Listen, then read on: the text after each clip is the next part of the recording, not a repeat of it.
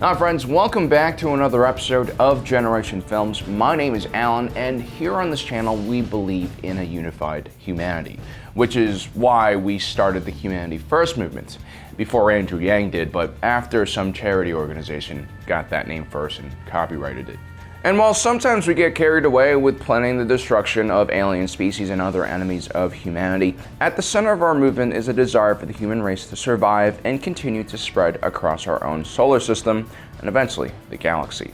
It is our manifest destiny to conquer the stars and bring civility and the teachings of the great Keanu to lesser species.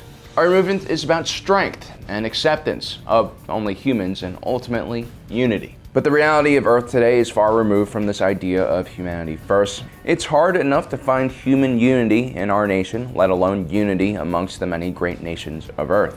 And that's because humanity's greatest strength is our ability to adapt to extreme change and overcome insurmountable odds. We are a species that excels in turmoil, and we are designed to react to situations rather than plan ahead and prepare for the future. We're basically an entire planet of procrastinators who know exactly what needs to be done, but can't execute until we're under pressure and have a tight deadline. And while first contact with a hostile alien race or that dolphin invasion might finally wake us up, for once I wish humanity would preemptively make plans to protect our planet. And in order to protect our planet, we must look at ourselves not only as citizens of a specific nation, but also a citizen of our planet. And not only do we have to look at our own planet, we also have to look at space where humanity's future and potentially end also lies. Currently, there are a handful of national and private organizations and companies that are pioneering space travel, but it is far from a united effort. Now, obviously, we have the ISS, which is a joint venture by most of the major space agencies outside of China, but now the private space race is also booming and taking over many of the missions that national agencies once ran. It's not entirely a terrible thing. For one, private companies do not have to go through the same bureaucratic and political mess that NASA has to deal with almost every day. Private companies like SpaceX are able to quickly develop and launch vehicles at just a portion of the price that these larger national space agencies can. Although there is cooperation between programs like SpaceX and NASA, and there also are regulations and international treaties that regulate what these private space companies can do, the future of human space travel and our first outpost on the Moon and Mars and beyond most likely will be carried out by separate nations and corporations acting independently from the rest of the world. And as the powers here on Earth begin carving up the solar system for themselves, it's almost certain that there will be some kind of economic or financial warfare going on in our solar system, which will lead to a loss of life and resources. Space will be the next frontier for economic expansion, and it's just waiting to be exploited and also create the next generation of trillionaires. Already, a Japanese probe called the Hayabusa 2 has collected samples from a nearby asteroid and should be back on Earth by December 2020. Asteroids like the one the Hayabusa 2 sampled could have hundreds of billions of dollars of resources. And these massive caches of metal are literally just floating in space and waiting for us to go there and mine them. With all these resources, we can create a massive fleet of peacekeeping warships that we can use to explore and subdue the entire galaxy with.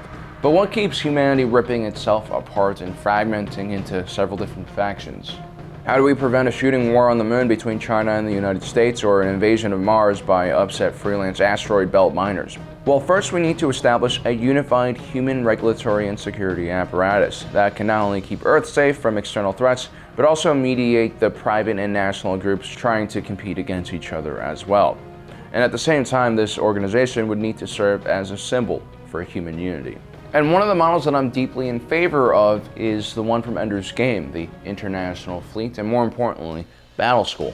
Originally created in response to the Formic threat, the International Fleet is made up of the best soldiers and scientists of humanity, using each nation's own military and private industries as a training pipeline and funnel.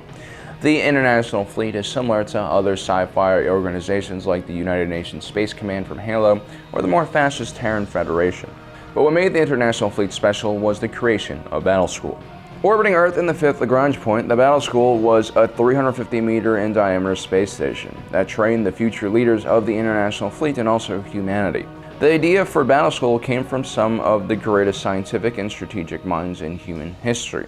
at a time when our species was on the verge of being destroyed by aliens. This is generally what happens when humanity is pushed against a wall. We let go of bureaucracy, political infighting, and we focus more on science and engineering.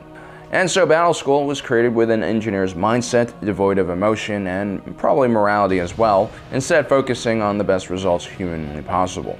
The leaders of the school realized that in order to overcome such a fearsome foe like the Formics, they needed to find the most talented humans in the world and train them to lead our forces into combat. The International Fleet created an extremely comprehensive program that monitored all school-aged children on Earth, looking out for potential candidates for their program. The recruiters of Battle School not only used existing education infrastructures, they also tapped into foster and adoption agencies, refugee programs, and religious organizations. It's probably one of the best designed recruiting systems ever created, and it was able to find kids that no one else was really looking at. Not only did it find Endor Wiggins, it also found a kid named Julian Delphicke II, a freak genetic creation that was smarter than any human alive. And that's an important thing to think about. Although our world today competes nonstop for natural resources and land, we oftentimes overlook one of the most important commodities that a nation or organization can have, and that's brilliant minds.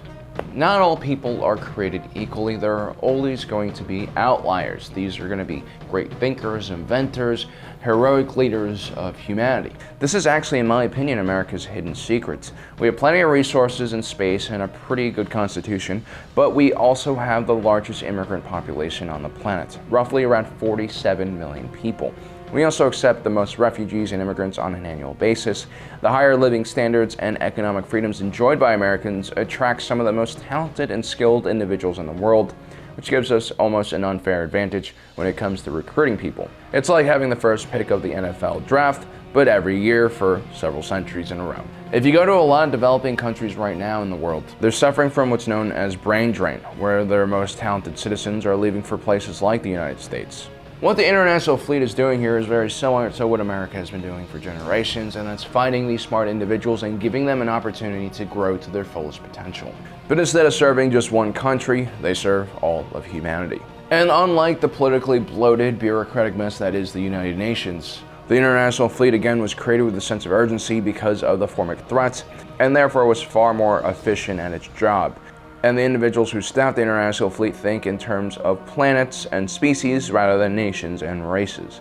The people that countries send to the United Nations are usually bureaucrats and political hacks who care nothing about changing the status quo and only want to gain personal power and also get influence for their home country. The International Fleet was created by scientists and engineers. These logical individuals were not bound by morality, politics, or public opinion, and consequently were able to do some really messed up things to the cadets at the Battle School in order to create the most competent soldiers and commanders.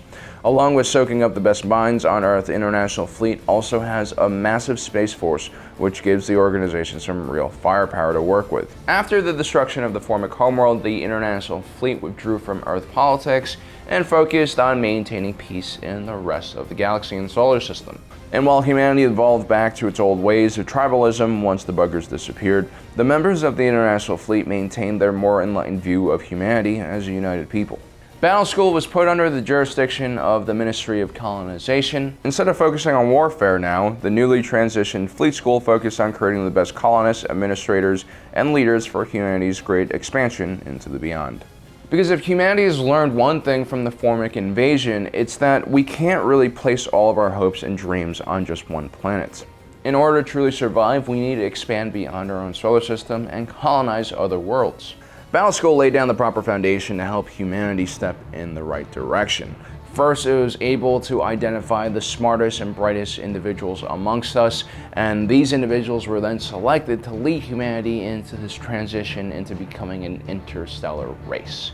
Well guys, I hope you enjoyed today's episode. Don't forget to subscribe and hit that notification button so you don't miss out on the rest of our awesome content. And as usual, my name is Alan, reminding you that life is a movie, and you are the protagonist.